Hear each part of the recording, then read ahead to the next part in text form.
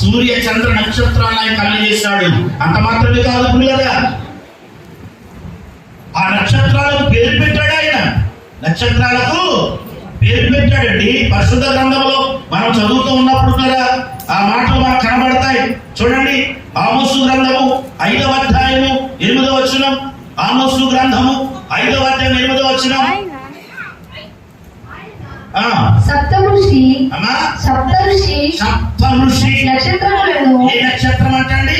సప్తఋషి నక్షత్రము, మృగశీర్ష నక్షత్రమును సృష్టించిన వాడు.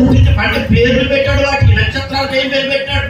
మృగశిరి నక్షత్రము, సప్తఋషి, ఇలా నక్షత్రాలకు పేరు పెట్టాడు. దేవునికి స్తోత్రం కలుగునుగాక. కనుక సంఘమా, దేవుడు సమస్తమును కలుగజేశాడు. అందులో నక్షత్రములను కూడా ఆయన కలుగజేశాడు. ఈ రోజు సంఘములో నిన్ను నన్ను కూడా